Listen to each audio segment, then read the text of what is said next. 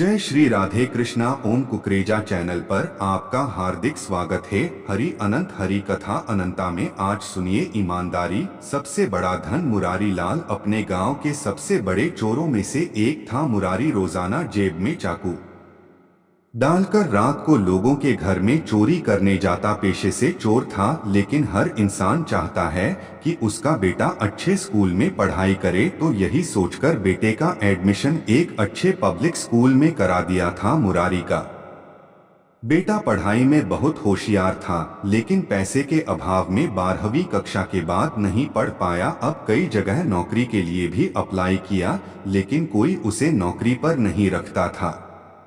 एक तो चोर का बेटा, ऊपर से केवल 12वीं पास, तो कोई नौकरी पर नहीं रखता था। अब बेचारा बेरोजगार की तरह ही दिन रात घर पर ही पड़ा रहता। मुरारी को बेटे की चिंता हुई तो सोचा कि क्यों ना इसे भी अपना काम ही सिखाया जाए। जैसे मैंने चोरी कर करके अपना गुजारा किया, वैसे ये भी कर लेगा।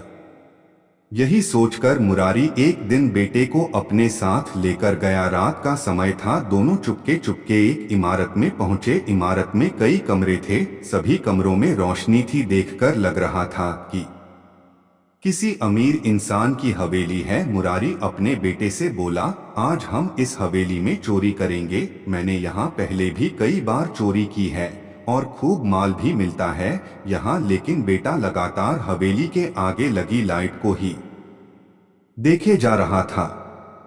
मुरारी बोला, अब देर ना करो, जल्दी अंदर चलो, नहीं तो कोई देख लेगा। लेकिन बेटा अभी भी हवेली की रोशनी को निहार रहा था और वो करुण स्वर में बोला, पिताजी मैं चोरी नहीं कर सकता।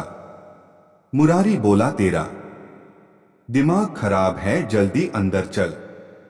बेटा बोला, पिताजी जिसके यहाँ से हमने कई बार चोरी की है, देखिए आज भी उसकी हवेली में रोशनी है और हमारे घर में आज भी अंधकार है। मेहनत और ईमानदारी की कमाई से उनका घर आज भी रोशन है और हमारे घर में पहले भी अंधकार था और आज भी।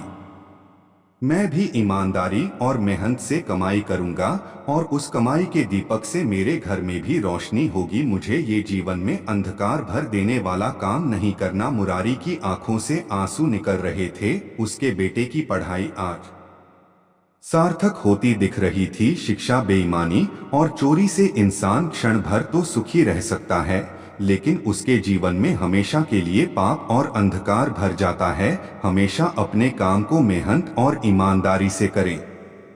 बेईमानी की कमाई से बने पकवान भी ईमानदारी की सूखी रोटी के आगे फीके हैं। कुछ ऐसा काम करें कि आप समाज में सर उठा के चल सकें। जय श्री राधे कृष्णा।